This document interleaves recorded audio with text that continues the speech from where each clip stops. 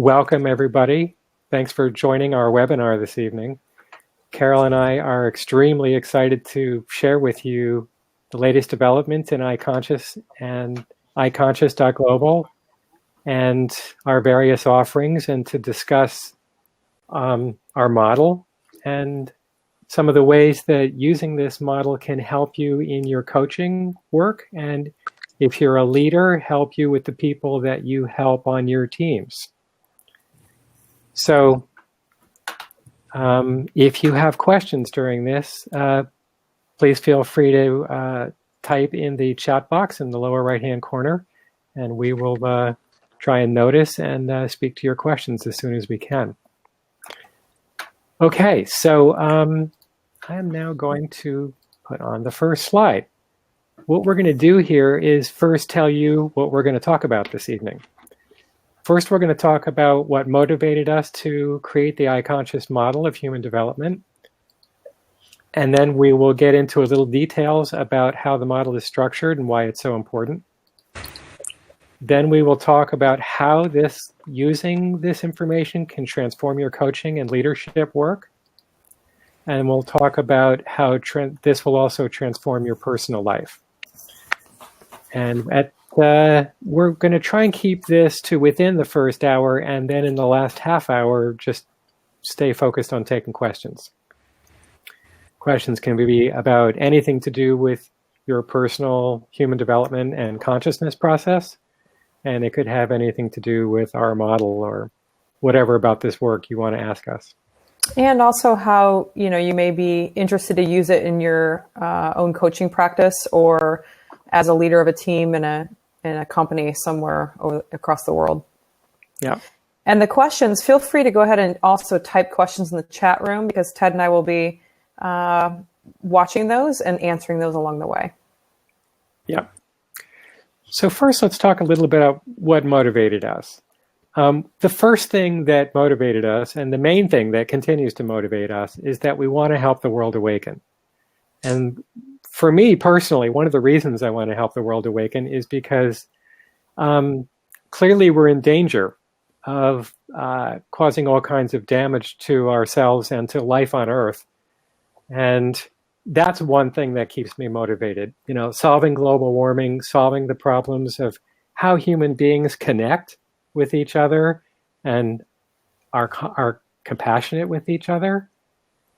That's one thing. But also, what we're motivated by is to help others who are helping others, help others who are coaching and leading others on teams, in businesses, to understand how to help people evolve quickly. Because one of the things that we've noticed is that once people get to a certain point in their development process, getting much further than that is actually not so difficult. It's relatively easy. And we've noticed that when we help people come to some basic understandings, they can move very quickly in their personal development process. So we're very motivated to help that happen. And Carole, you want to add something there? Yeah, in terms of the gaps and problems in the field of human development, the evolution of consciousness. I studied human development and professional coaching for my Ph.D. And one of the things that I noticed, and then Ted and I noticed in our further studies, were the gaps in the research that was currently out there, and how people studied human development and actually boxed human development into smaller areas. And we wanted to create a model that included all areas of development, because when certain areas are left out, like emotional intelligence or cognitive capacities or consciousness evolution or body embodiment, when there are certain pieces that are left out, it causes serious issues in people's evolution. So we wanted to create a model that actually put all of this together in a way that it could be integrated. Mm-hmm. Also, we've noticed that there are a lot of people who are extremely interested in how to achieve their full potential and how to grow and how to awaken their consciousness. But when they don't have a clear model of how this process of development works, they tend to kind of be lost and searching in many different directions just to see what might help. But even when you go searching among many forms of work out there, almost none of them give you an overview of the entire process. So one of the things I've noticed, I think we've both noticed, is that even people who are really rather advanced in the process, once they get to a certain stage, if they don't know what's beyond that, they don't know where to go exploring. They don't know how to get to the next place because they still don't have the overview. So that's one of the things that motivated us, is to look over all of the research, all of our experience, and to distill the essences of how people grow so that people can understand it and grow rapidly. And for those of you that have a geeky mind around human development and you're interested, we actually do post some of the research on our site, iConscious.global, and you can see the different maps and models that were researched and how we took different information and overlapped it and distilled it down into what we've currently developed as the iConscious Human Development Model. Yep. One of the other things that has motivated us is that we've noticed there's a lack of assessment tools that take into consideration the whole being. There are tons of assessment tools out there that will look at cognitive development, or there's a few that might look at emotional development. But there's really nothing out there that gives you a picture of what we would call whole being human development, which looks at all the domains, which we'll be discussing here shortly. Also, we noticed that there are splits in the way that people think about consciousness development versus other parts of our humanity. So, for instance, how we grow mentally, how we grow emotionally, how we grow in our body, how we grow in how we get access and claim our uniqueness and really bring our uniqueness forward in the world. These things tend to be considered separately from consciousness. And from our perspective, that causes problems. And it certainly slows down personal evolution. And we're all about accelerating human development. That's our slogan. And so from our perspective, finding ways for people to help people understand how to integrate all these parts of our being is absolutely key to accelerating how we grow. So that's a big part of what motivates us. And the reason we put East-West split is because traditionally in the East, there was a large focus on the evolution of consciousness and having awakenings, consciousness awakenings, and a focus on the evolution in that domain. Whereas in the West, we have tended to focus more on emotional intelligence, cognitive capacities, perspective-taking abilities, and the body, the evolution of the body, and even personality. Personal uniqueness tests. There's a zillion of them out there, and so there is a bit of a split in focus, which is why we wanted to combine the evolution of consciousness and human development, which we now use the term conscious human development as a phrase to integrate those two, what used to be split areas. Yeah. Okay.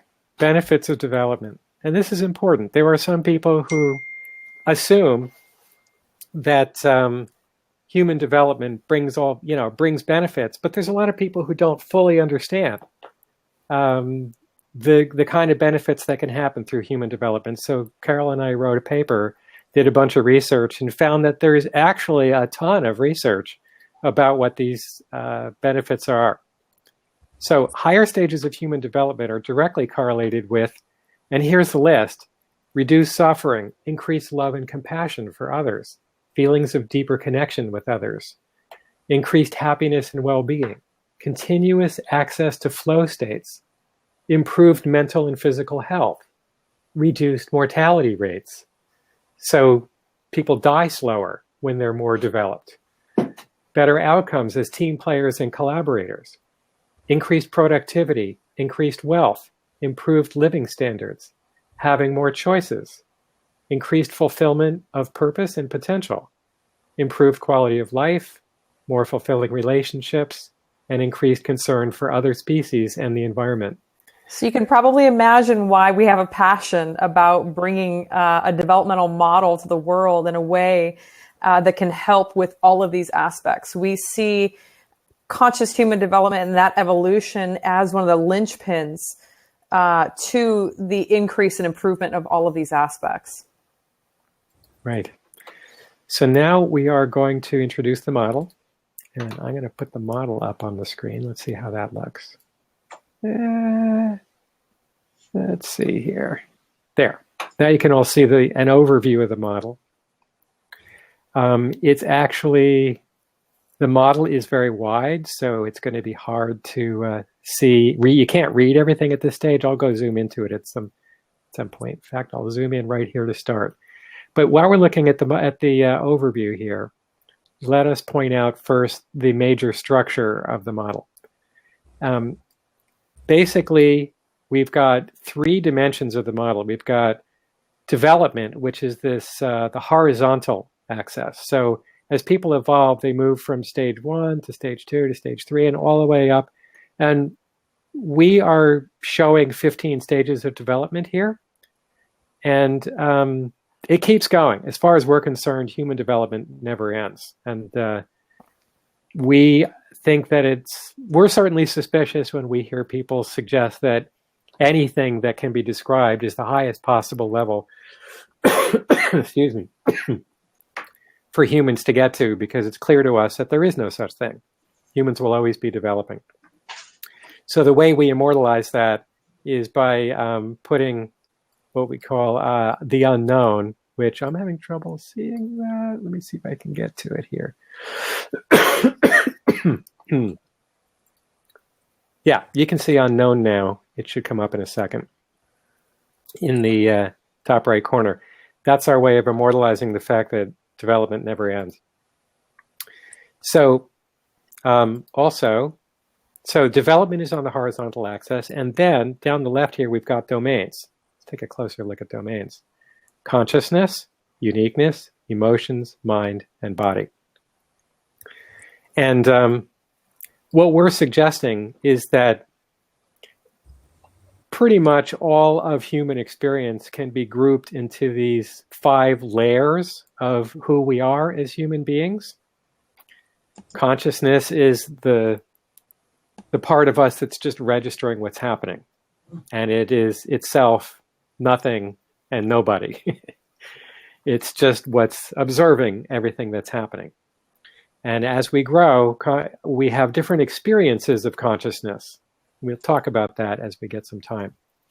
Uniqueness refers to what makes us different from other people. And everybody has their own ways of being absolutely unique.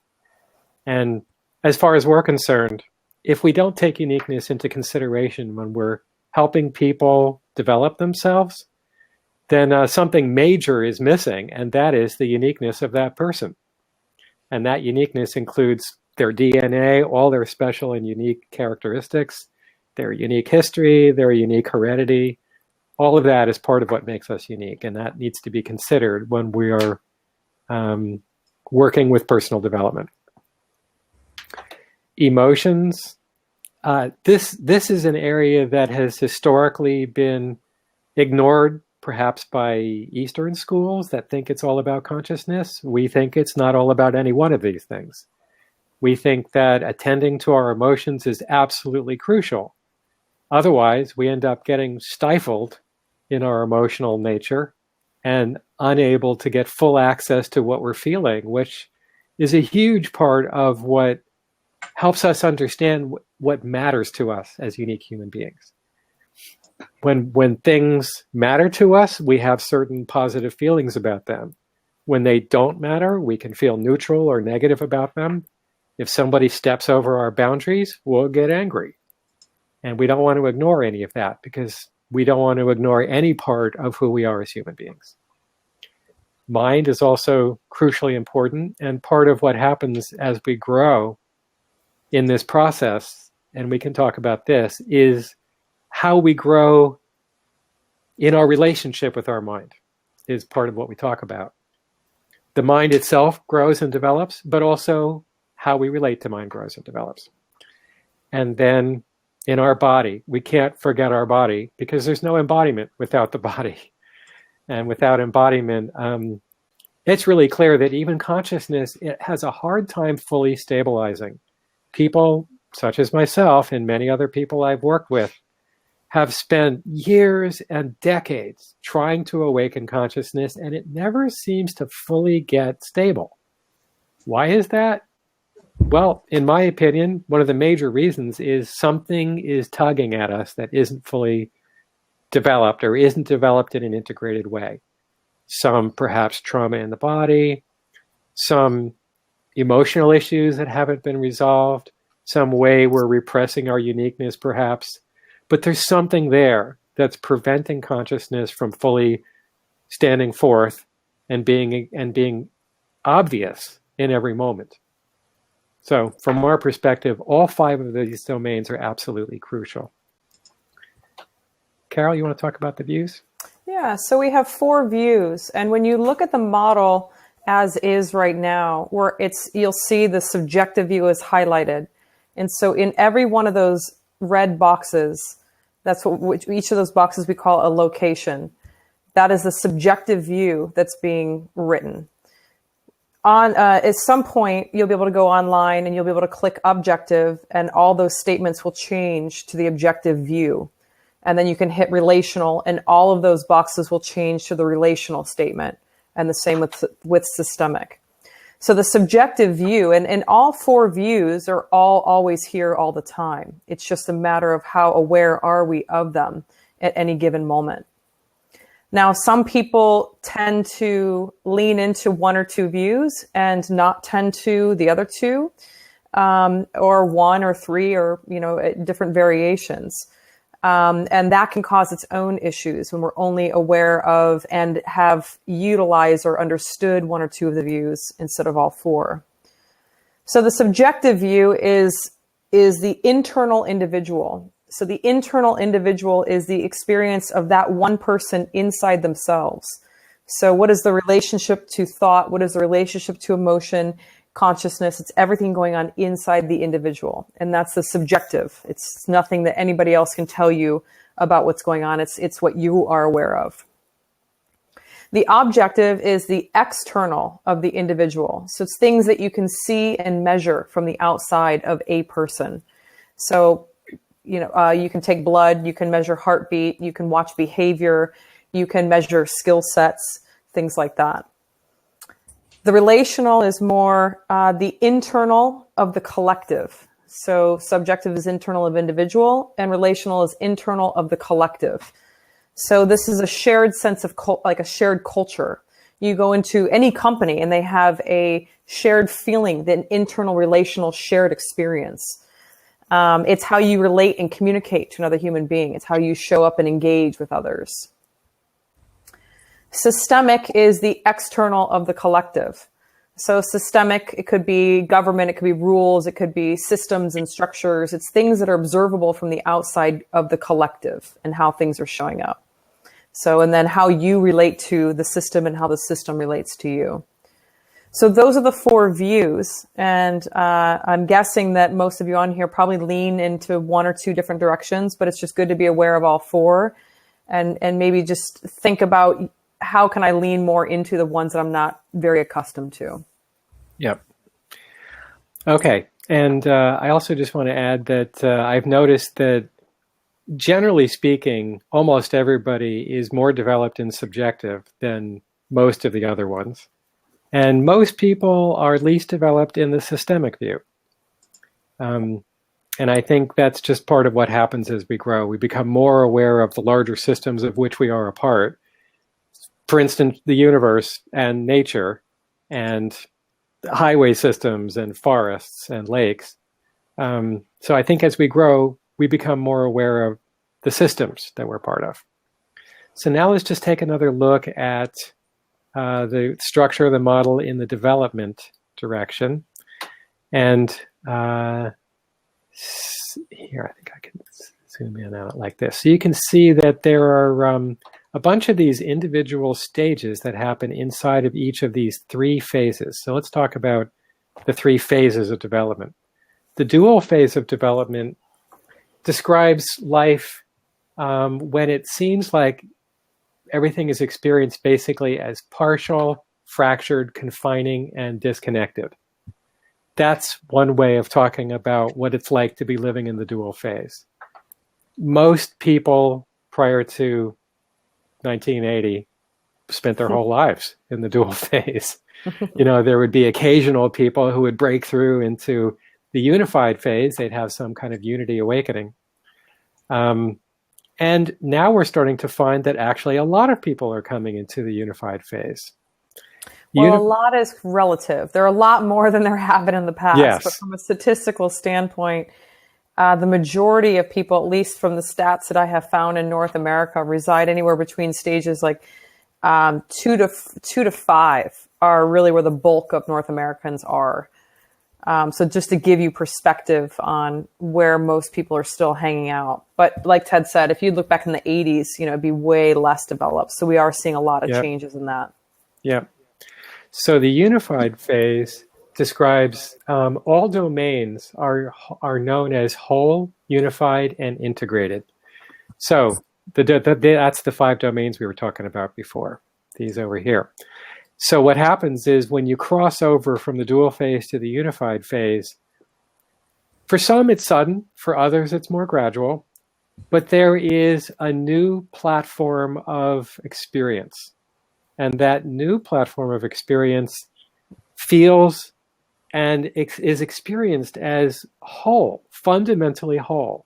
Prior to the unified phase, there is this generally a fundamental sense that something is wrong, something is missing, something is I feel disconnected, things feel disconnected from each other. And one of the ways we describe that is by using the jigsaw puzzle analogy. It's in phase 1, it's like the jigsaw puzzle pieces are all over the table. Some are turned up, some are turned down, they're all over the place, some are kind of jammed together, but they're not really feeling integrated. However, when you come into the unified phase, it's as if you've seen the picture of the jigsaw puzzle, the box top on the jigsaw puzzle, and suddenly all of the pieces of your life and your experience fit together. It's not a mental thing. It's a whole being experience that you sense and feel and experience the world as all fundamentally whole and connected. And your sense of self goes from being separate from the world and from other people to being fundamentally part of the universe and everybody.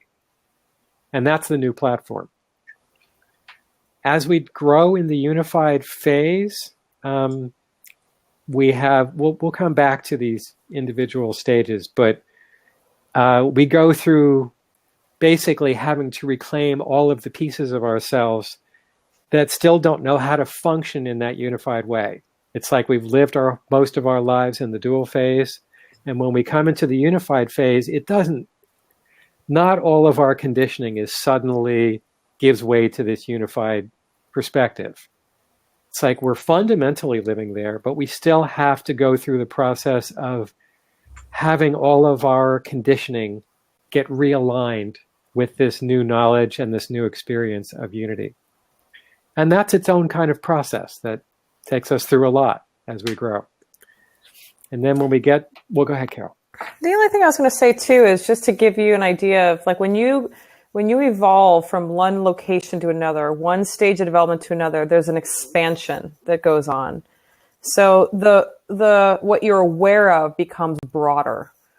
Your scope becomes greater. So from an emotional standpoint, just as an example, using the emotions domain, your ability to be with difficult emotions and stay present and conscious and not go unconscious or shut it down or play it out becomes greater. That your container gets larger as to how much and what kind of emotion that can arise before you want to shut it down. So each stage of development is an expansion in ability in its own flavor. But I just want to name that's what's happening from stage to stage. Yeah, and I also want to point out that one of the reasons we created this model is to make it obvious how it's possible to grow in an integrated way. And that also simultaneously makes it obvious how we're all in our own ways growing in less integrated ways.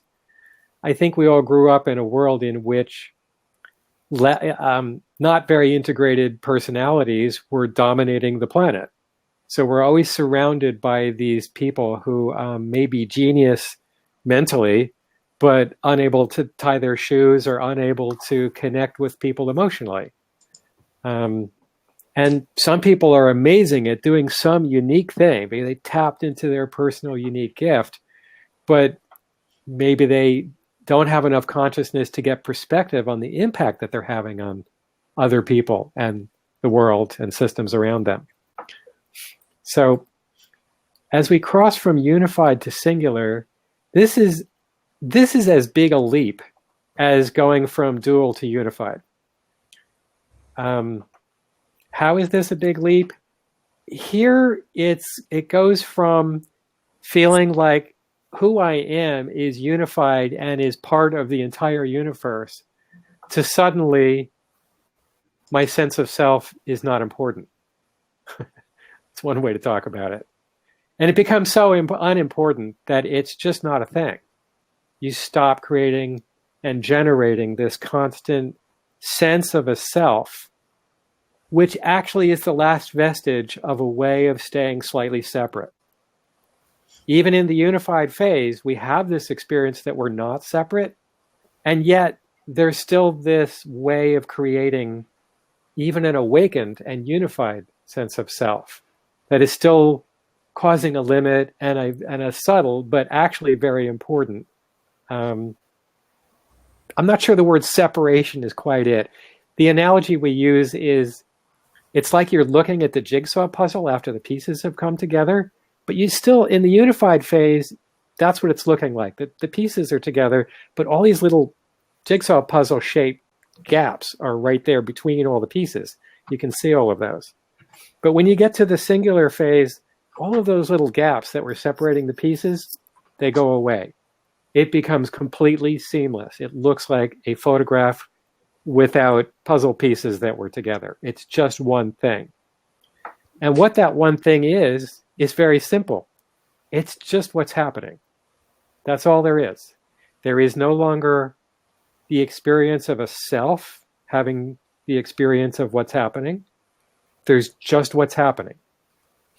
That's the fundamental feature of the singular phase. And within the singular phase, there's also stages that happen. And we can talk about that. I think maybe we should move a little further, Carole. What do you think? Should we go back to the slides? Yeah, and just to give perspective too, I mean, the percent is probably 0.02% of the people that actually fall into the unified phase. And then the singular phase, it's fractions. So the majority of the work that Ted and I both do is probably within the dual phase and early stages in unified. So these slides were, we already talked about that. So we promised we would be doing some talking about the 7 ways iConscious can help transform your coaching and leadership work. And let's do that now. First, the iConscious model and this whole framework that we've developed gives you a holistic evolutionary perspective. It's kind of like going from the world of how, and it wasn't that long ago when I wanted to see what was going on in Sonoma County, I'd have to go get a map of Sonoma County from AAA. And then when I wanted to go to Mendo County, I'd have to go get a map of Mendo County. We're trying to offer a holistic perspective that helps you to understand the entire territory of human existence and life and experience. It's not going to get into absolutely everything in high detail, but it does give you an overview perspective that helps you understand, oh, these are the parts of who I am that I need to be developing and attending to if I want to grow rapidly and be all of myself. And it also helps you understand the views, the 4 views we just talked about. So if I want to have a complete perspective in the 4 views, I need to attend to the views that I'm less developed in. And as a coach or a leader, it's vital that, I mean, your stage of development in each of these 5 domains and 4 views become a huge part of how you engage with your clients or the people that work for you or around you. So it's paramount to really understand where you are in your own developmental evolution, where your gaps are, where are you lacking integration, where are you really evolved, and how that actually might be being pulled back by maybe something else that hasn't been tended to. Because your own map of integration and your own map of development, if you will, is going to be how you engage with that person. And you will not be able to lead or coach somebody beyond where you are developmentally. So it's vital that you tend to your own level of development, because, it's self as instrument. So whether you're a leader or coach, right, you are the instrument. Your stage of development is what is showing up and talking and engaging every day. You are speaking your level of development as you engage.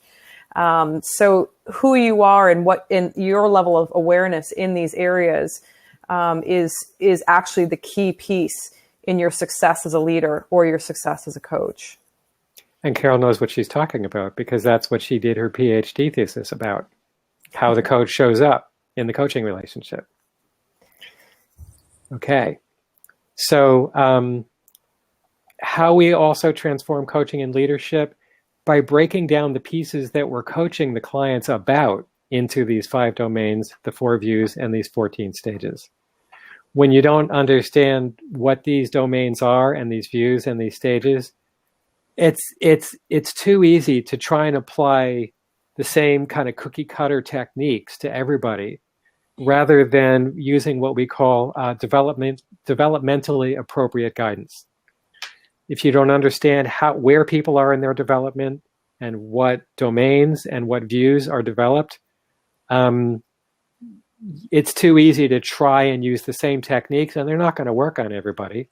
They're only going to work on people who happen to be, who are going to be best benefited by the technique, a technique that specifically is helping them where they're at. This is why in the book that's coming out soon, called iConscious, Accelerating Human Potential, we actually get into every location in the model, and we give understandings and quotes and examples and images and practices so that you can understand how to help your people grow. And of course, how to help yourself in each of these locations. Yeah, and as a coach, unless you understand where they are developmentally and where they need the most support and what they need to evolve, it can be really difficult to support them in their growth and development.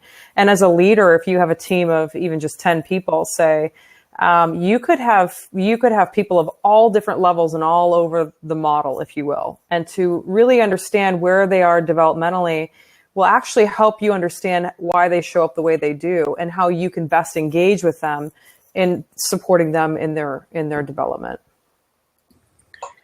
Also, the framework we've developed helps you understand how integration is vital to health and development. As we've said earlier, there's a strong tendency actually for each of us to use our strengths. For instance, I'm a mental type. I have strong mental gifts. And it's really easy for me to just go off in the mental direction and try to use my mind to help me evolve in the rest of my life. And that only goes so far. One of the major lessons I've learned in my life is the absolutely crucial importance of dropping into my emotions, dropping into my body sensations, being attentive to what my unique internal compass is telling me about how to respond to life. All of these things are crucially important to understand in order to come to what we mean by an integrated way of developing. One thing I've noticed as an executive coach is when somebody is, say, going up for promotion, there's, unless that's an obvious, hey, everything's going great, you're off to the next level. There's typically a theme, where there's lacking, where there's something that's excelling really well and something that's lacking that they just can't be promoted to that next stage, that next level of leadership. For instance, you can have somebody who's extremely technically savvy and contributes immensely from a technical perspective, and from a cognitive capacity, they're very vital to that area, perhaps the engineering department. However, if they don't have the relational abilities to talk across the company and to stakeholders or anybody else in other parts of the company, it becomes a glass ceiling that they hit. They hit this glass ceiling of, until you develop that part of you, relationally or emotional intelligence, that is maybe, just needs to build the muscle. It will keep that person from evolving. It'll keep them from being promoted. It'll put a stall in their career, as an example from a leadership perspective. So integration is really key to continuing to develop in an expedited way. This is part of what we mean by the bungee effect. The domains and the views that we have not developed in ourselves will tend to hold us back. We can try to expand our consciousness or our mental capacity, our cognitive capacities, emotional capacities, whatever. But if there's some domain or some view in which we're not attending to that, or there's some trauma or something, whatever the reason is, it will tend to hold back our whole being development. And this is one of the key insights that's driving our desire to show what integration is about. Because when that's going on and these undeveloped areas are not being attended to, our whole development seems to stall. We feel stuck. We keep going after courses and seminars and teachers, and something's not happening. Well, why is that? Because something is not being attended to. And it's something that can be identified through our system. In fact, it can be identified through the iConscious assessment. And for those of you who are familiar with our attempts at assessments, we started with the guided self-assessment. That was pretty good for a relatively quick, short survey, but we needed to ramp it up and make it much better. So the new assessment has 80 questions, maybe 82, but whatever it is, 80 or 82 questions. And the result is it shows you where your strong spots are and where your weak spots are. And in both the views and in the state, domains within development. And that's an important tool to have that really hasn't been on the planet before. That helps you understand how to, where you should be attending to get the biggest bang for your buck when it comes to accelerating your development. Also, this perspective gives you a way to assess development, as we were just saying, and how your clients are progressing. So if you're working with clients, if you're working with, it doesn't matter the setting, in business or personally, if you don't have a way to assess, it can be, yes, we all have our intuition about what's going on in the moment. But if you don't have a way to assess where they are in general in their development, it can be hard to, again, know where the best bang is for the buck. Like, where should we spend the next half hour in our talk today? If you understand from their assessment what's going on, it's easy to go in and just start asking questions right there. And you'll start hitting pay dirt much faster than if you didn't have that tool. It'll also help in group settings if you're a facilitator of some sort and you're facilitating a group, to get the feedback ahead of time as to where they are developmentally. You can start to see patterns within the group as to what level of consciousness you're working with. And that will also help shape the language you use. It'll help shape how you engage with them and the types of practices and activities you're going to do with them. Because if you're doing activities with a group who's operating at a stage 3 and you're operating at, say, a 6, and you're just providing content from a 6, it's going to be a challenging day for everybody. So when it comes to groups and group facilitation, it's wise to get a pulse for what you're working with, as well as a leader. Like I said earlier, if you've got a team of 10 or 100, to have an idea of where they are operating from, it'll make it easier for everybody to get their needs met and to continue to grow and evolve and be as productive as possible. Also, this model and this whole understanding that we're offering gives you specific understandings of each location, as we mentioned before, so you can get the growing edges. I think we've said enough about that one. Yeah. So you can identify the needs. This is a really crucial point.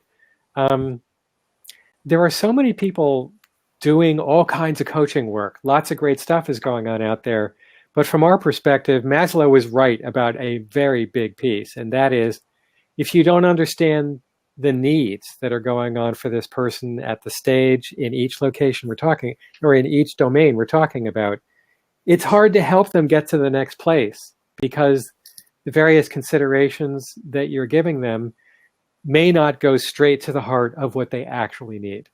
And what we have found is that when you give them directly what they need, they grow very quickly. So it's like when people are hungry, they don't need to know how to expand their consciousness. They need food.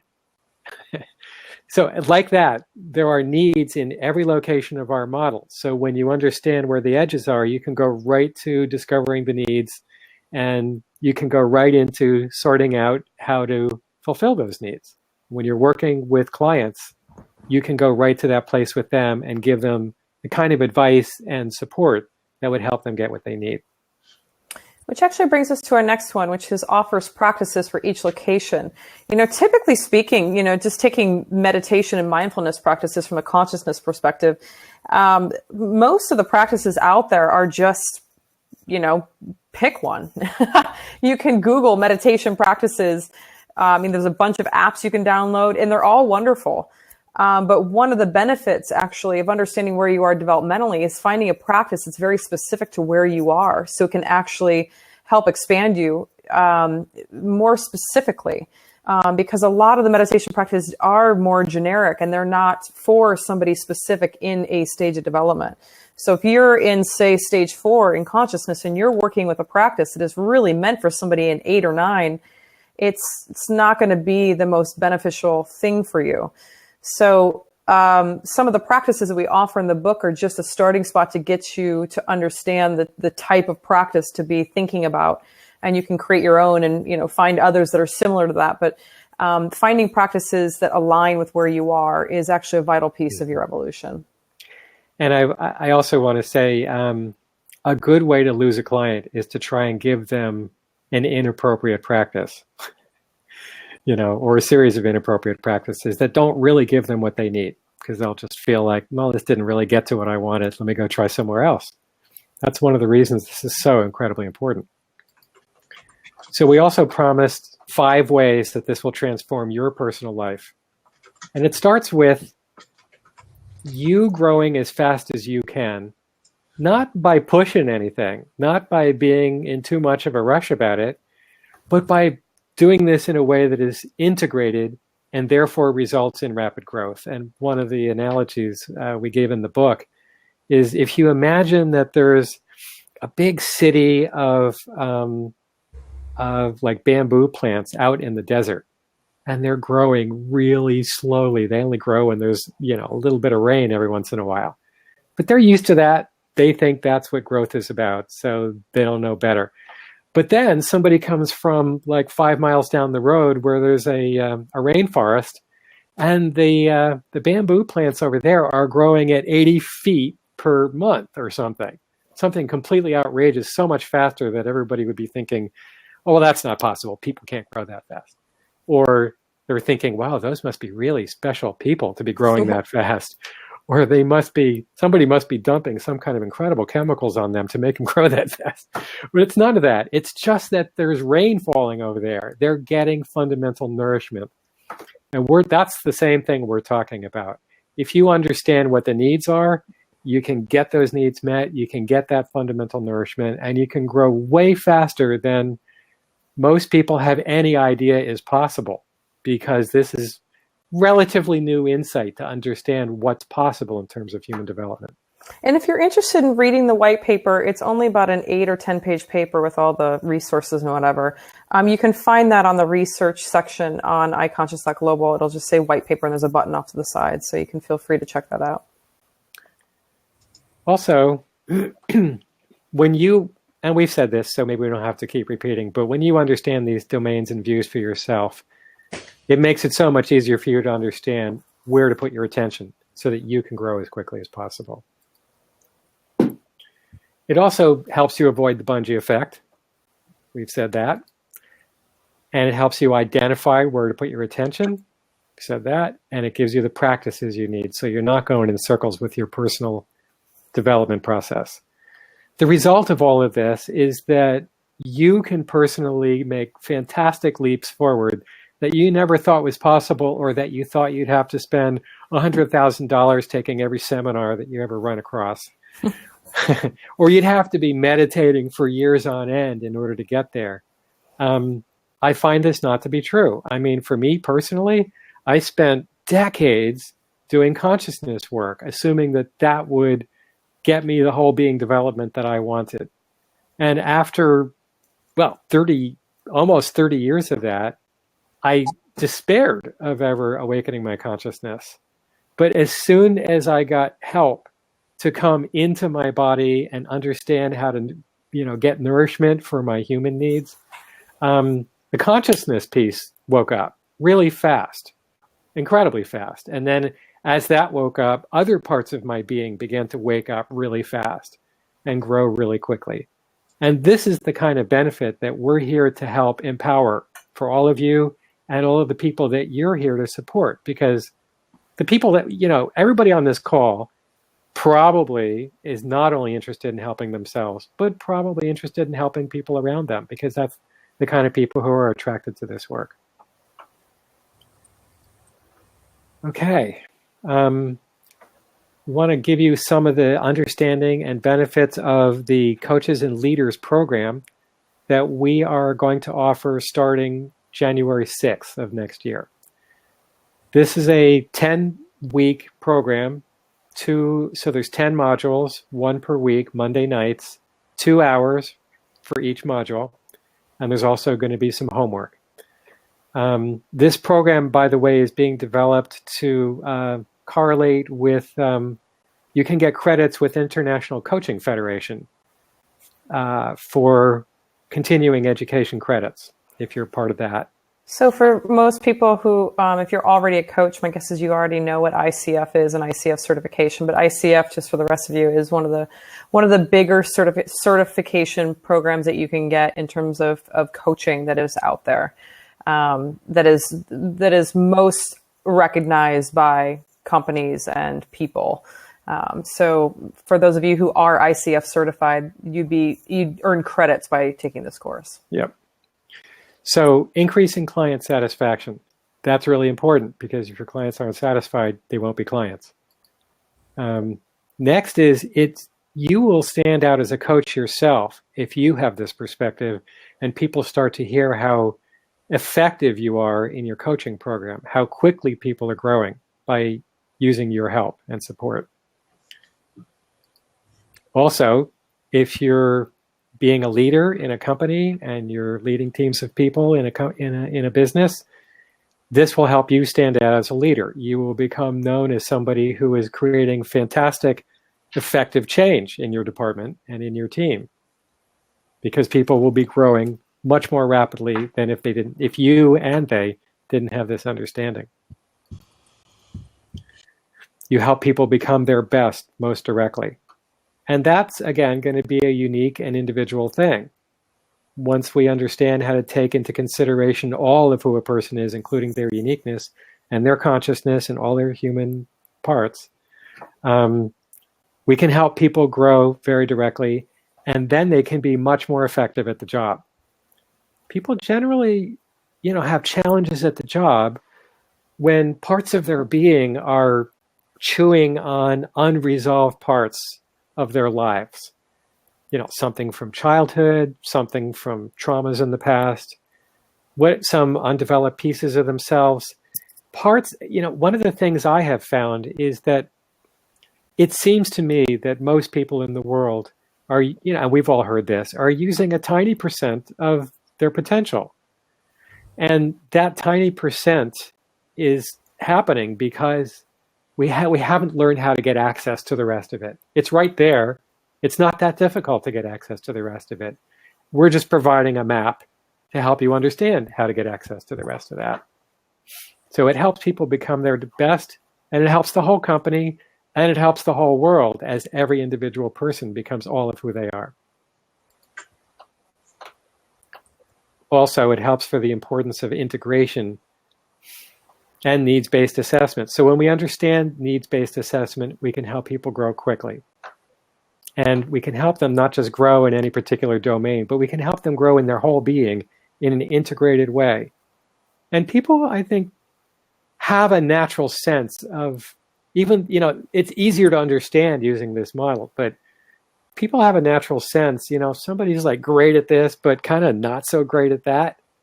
And as you grow using this model to help you understand, getting access to your whole being, people start to experience you as integrated, mature, having access to your whole being. People feel that, and it has an impact on everything you do, personally, in relationships, and at work.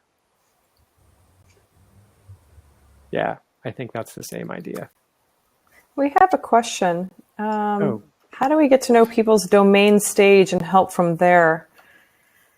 Well, I mean, that's what the program is that we're offering for people who are coaches and leaders to better understand where they are developmentally, and then to understand the model well enough to be able to assess people that they're working with or clients. They can take the assessment, but as a coach, one thing that or a leader, one thing that we'll actually be addressing is how do you start to identify those things in other people, even just in your own interview process. I mean, I think Ted and I both, know the model well enough that within 5 or 10 minutes, we can probably have somebody pretty well assessed developmentally where they are, even without an 82 question test. And that is something that, you can, the more comfortable and familiar you get with evolution and development, the more you'll be able to do that pretty easily. And what we will recommend is that you start by working with the assessment, and you have your client take the assessment and send you the results. And when you have that next meeting with them, you start questioning them around the edges, the places where it seems like there's a less development. You can see where there's more development in them, and then you can see where the development starts dropping off, and you start asking questions around there, and you start finding out, okay, I can feel what's going on here. Let's talk about that. And then you can start giving them very pointed suggestions for how to develop that area. And you'll start to gain a keen ear. And this is something we'll talk about in the program as well, a keen ear as to how they're using language to describe what's going on for them. And even in their language, they're sharing their stage of development. So there are some little cues like that we're going to help people to be more aware of and leaning into. And the more you coach, the more experience you have, the more you pick up on those nuances and the dualities in the language, or how they describe themselves or another person or a situation, and where they feel stuck. And you'll start to get a sense where they are developmentally based on how they're talking and how they're sharing.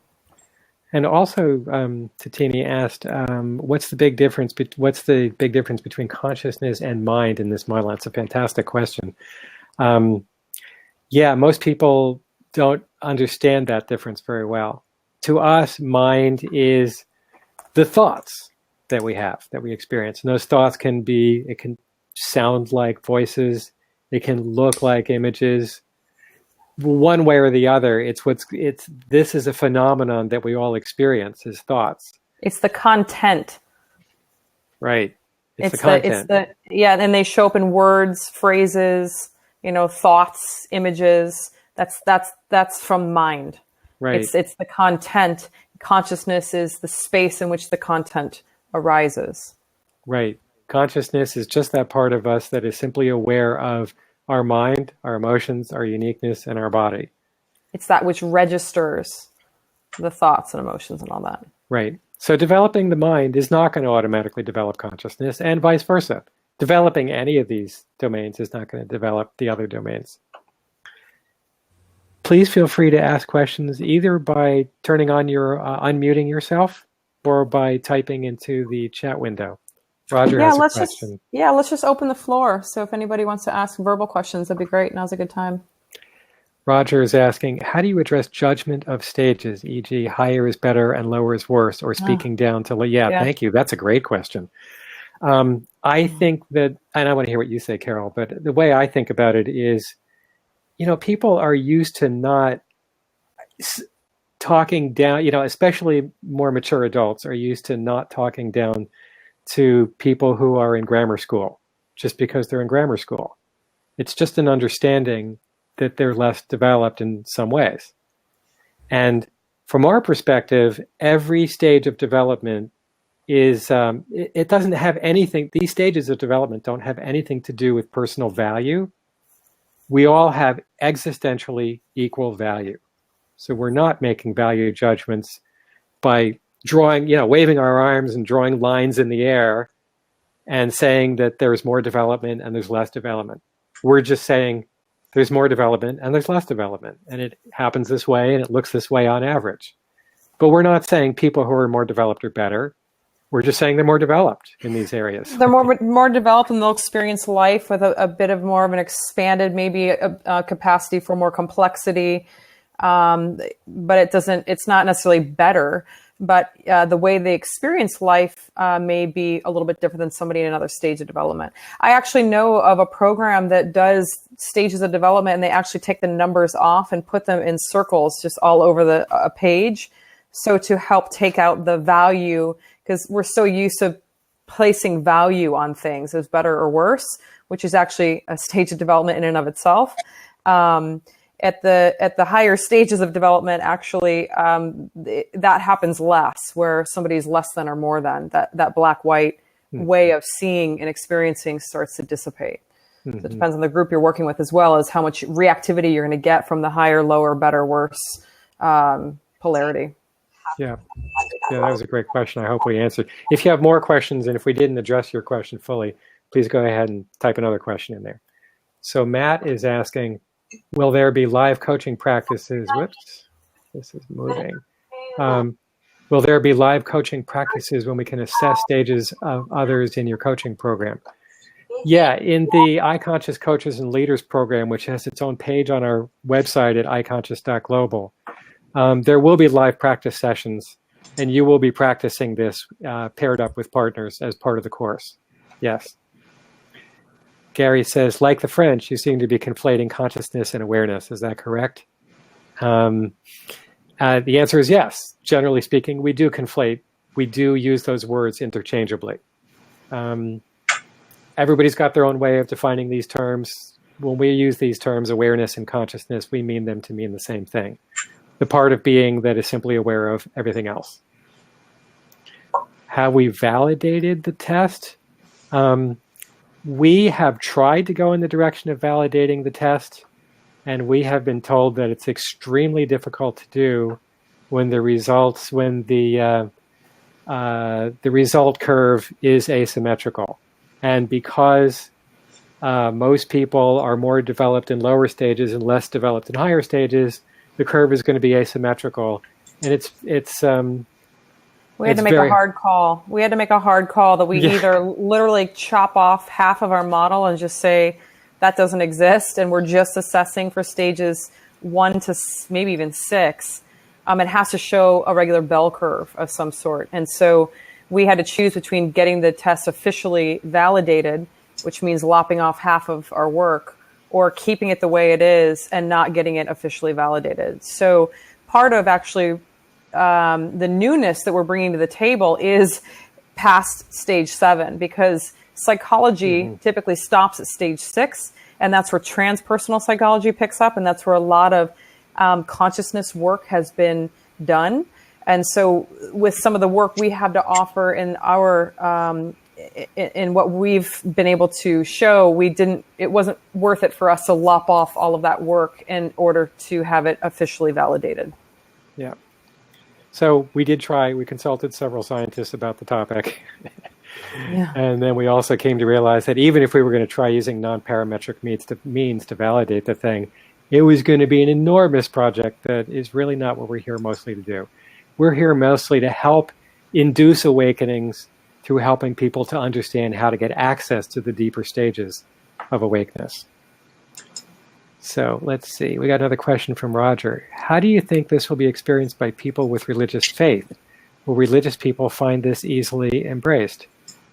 Well, this is actually one of the reasons that we have been extremely rigorous in removing not only religious language from our whole way of presenting, but even removing a lot of spiritual language, because that actually cuts out large parts of the population that think it's too woo-woo, or they don't, it automatically triggers something from their own experience that makes them feel like This is just out of reach from where I'm at.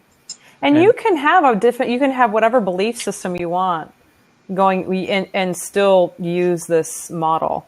I mean, it doesn't inhibit it doesn't conflict with religious belief. You can come in as any religion and utilize this model, this framework, as a support.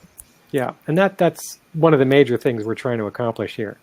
We're not trying to set up, just another psychological development school or just another consciousness development school. We're trying to set up something that will help everybody become all of who they are as quickly as possible. Irrespective of belief systems. Right. Yeah. Yeah, go ahead, Carol. Gary, I can think of a number of people in non-dual awareness. Have they been given this test? Yes, we've had many, many people find our program that have had that are in terms of non-dual awareness.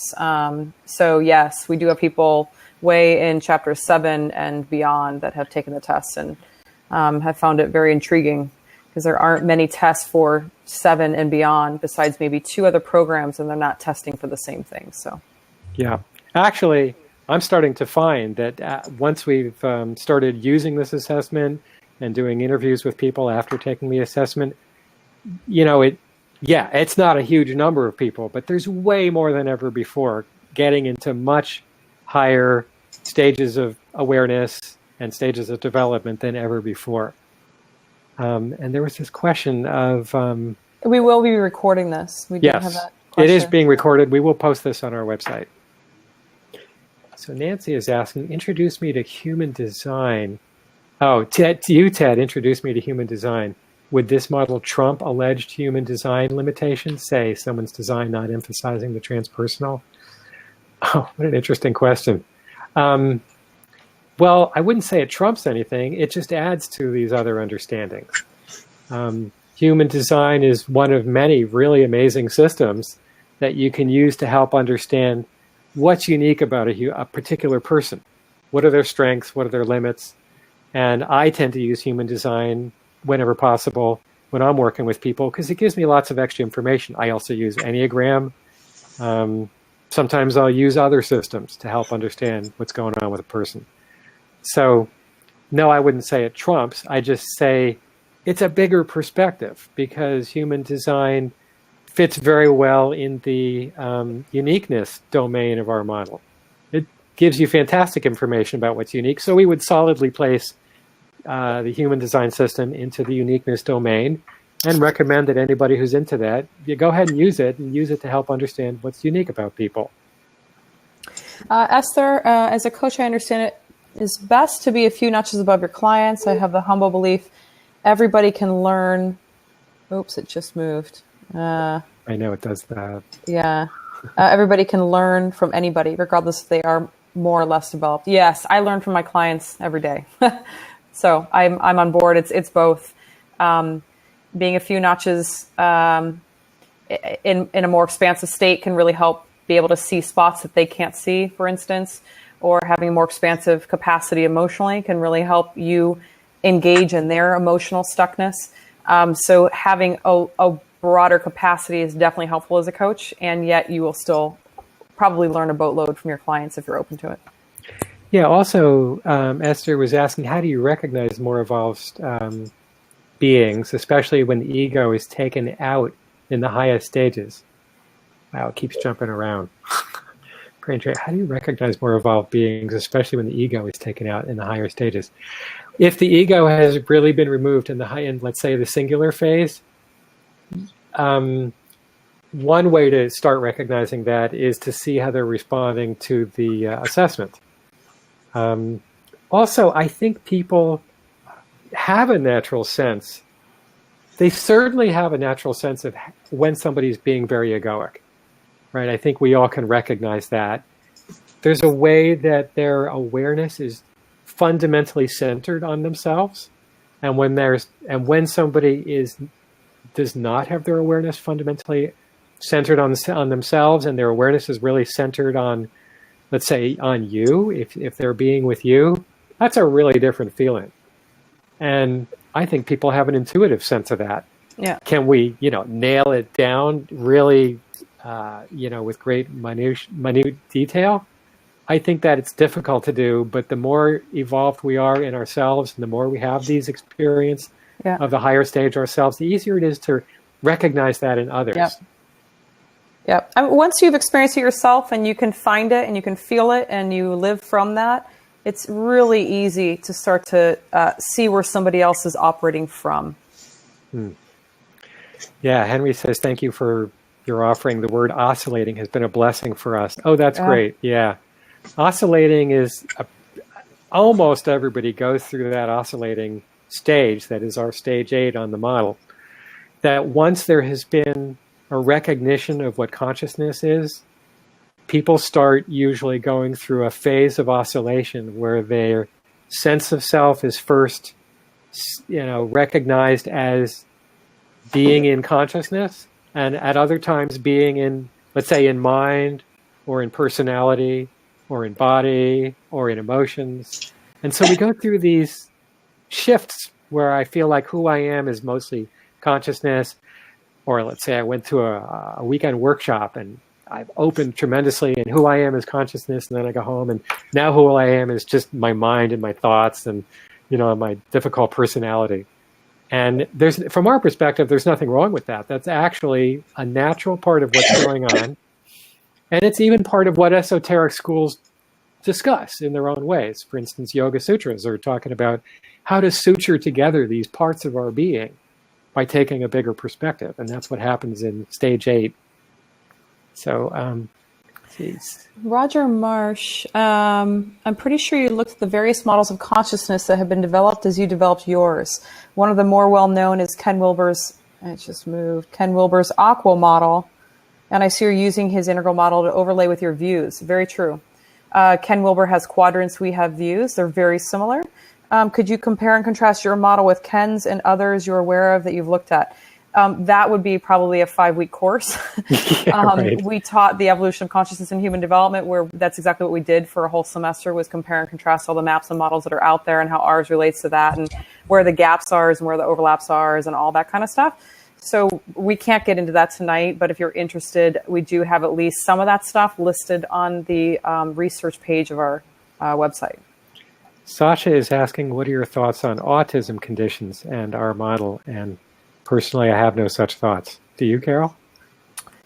I do not, actually. Yeah, thanks for asking. Apparently, we're not experts in everything. Christopher is asking, can you assess whether a person is awake, or beyond the sense of no witness?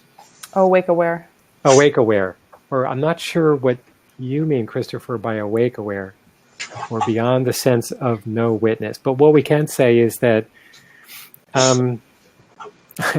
people, if you look at our modeling, you can just go and sign up for a free account on iConscious.global and then log into your account and go hit the button that says, view the model. And you can follow in the consciousness domain and read how we see on average, and please keep in mind, we're just describing averages. We're backing up to the 10,000-foot view and saying, yeah, everybody's different. Some people leap around in different ways, but on average, we see this happening in this general order. And in stage 7, we describe consciousness as consciousness awakening to itself. It's kind of like a typical Eastern I am that kind of realization. And then as we evolve beyond that, we go into, stage 8 is about oscillating, where I am that now, but I'm suddenly not that now. How'd that happen? And then we get to stage 9, where I am that is not only obvious all the time when that's really stable, but it's not just I am that. It's I am everything, not just that. And that's a really different realization. And that's why this is part of the reason that we've spent so much time being very specific in describing what these different stages are about. Because there are a lot of other models out there that just sort of say, well, there's this whole tier and there's that whole tier.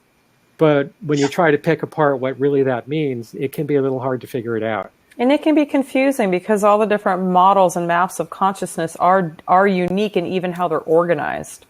So it can be confusing if you're trying to compare and contrast and you're not too familiar with all of them. So just something to be aware of. Yeah. So I think that's all we could say at that at the moment.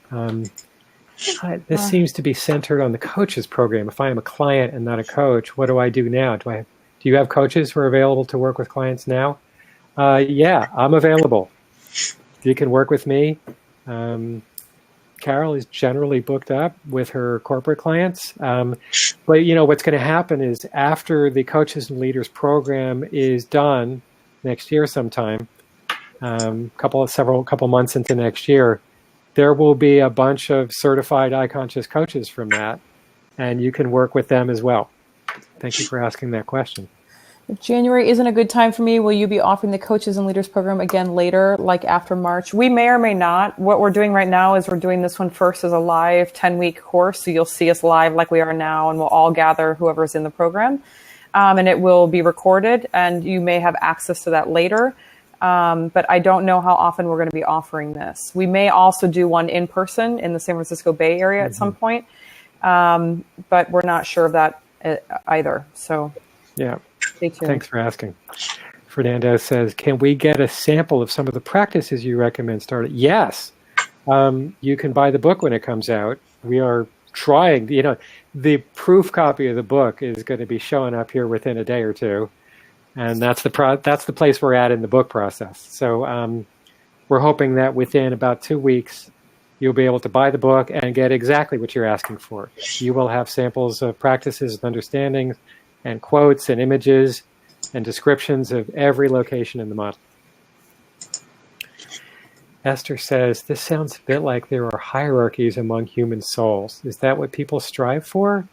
Though I know of plenty of people who fight evolutions and want verification for where they are today. Well, hierarchies, depends what you mean by that.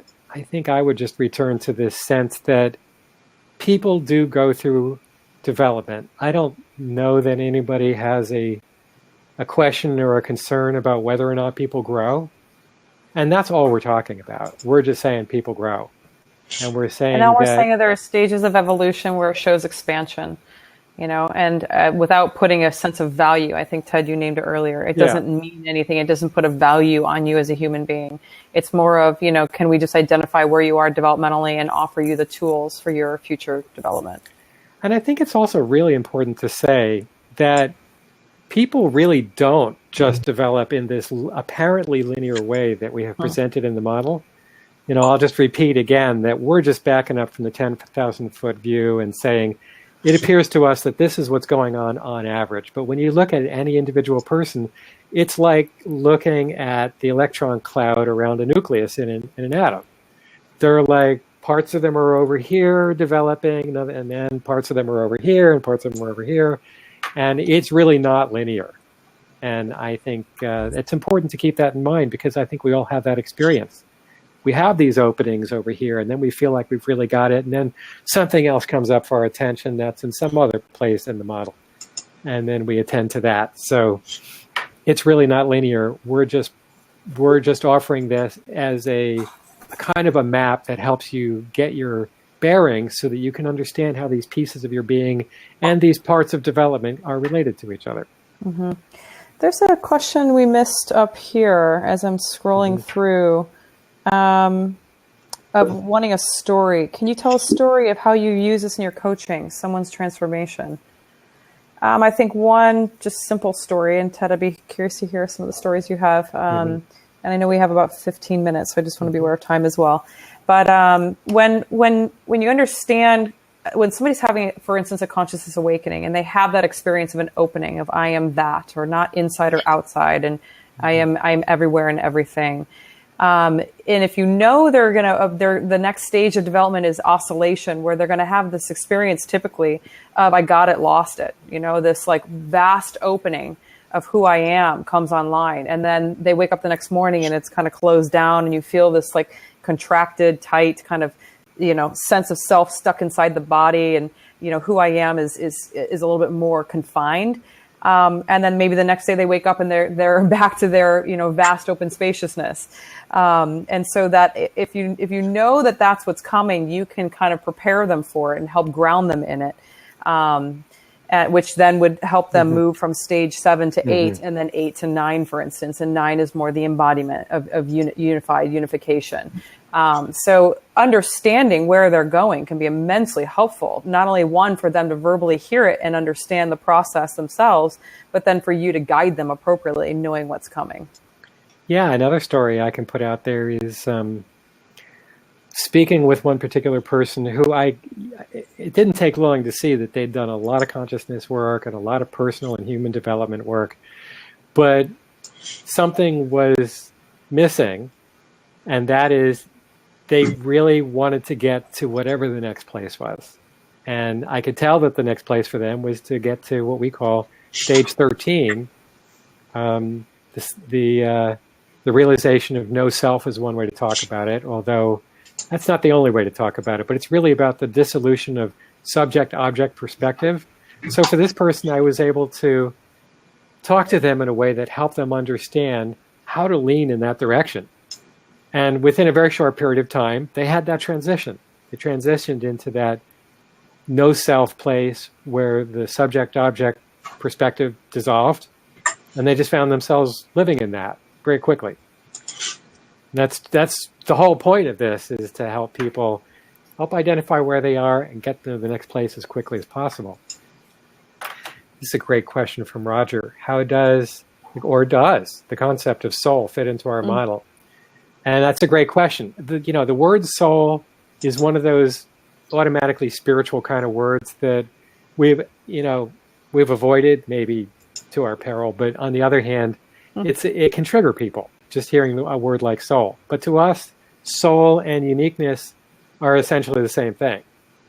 When somebody is really deeply in their soul, they know who they are. They know what their uniqueness is. They know the gifts that they're here to bring. So soul and uniqueness are the same thing, I would say, in our model. Yeah. Yeah. Any other questions? Any other questions? You guys have had some great questions. I think before people get off the phone, I want to let you all know that we are offering this coupon, iConscious 15% off. That's the actual text of the coupon. And you can use that on our website to get 15% off either the assessment or the iConscious Coaches and Leaders program.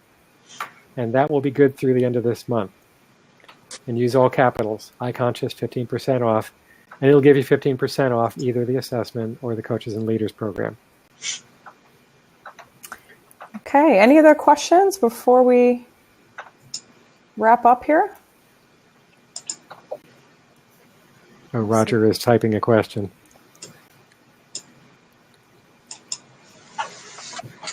Oh, okay. Oh, on your website it says the training starts January. In another place it says October 17th. Oh, thank you for the feedback. Yeah. It's January. It's January 6th. Yeah, that's right. We moved it because it was a big project to get the whole ICF credit thing lined up. Oh, thanks, Christopher. Appreciate that. Esther, what are you yourself striving for? The awakening of the human race. That's what I'm striving for. Carole, what are you striving for? I don't feel a lot of striving these days, but... Yeah, I don't feel the striving. I'm just like, that's what I'm about. Great intro, thanks. Thank you, guys. Thank you. Talk about how it's not just about coach training, but also for those who don't want to be coaches, just for themselves. Yeah, this is an actual really helpful course for people who just want to really learn about themselves and really learn about the model and how to apply it for themselves and even just their family. And if they want to just grow and evolve individually, this is a great way to really dive in. Yeah. Okay. Well, I think it's actually time for us to wrap it up. Yeah, I think that's it. Oh, Roger's very helpful. Excited to check out the assessment. That was great. Thank you. Thank you. Program. Okay. Thank you, Matt. Thank you all for coming and participating Yeah. here, hearing us out. We are doing this for you. You are the kind of people who are attracted to this work, and we're doing this to empower you to help in your own way, to help other people wake up and become all of who they are, so this can become a better world. All right. Thank Hope you, to see you all guys. in the class, and have a great night or morning, wherever you are. Okay. Take All care. right. Bye. Bye. Bye-bye.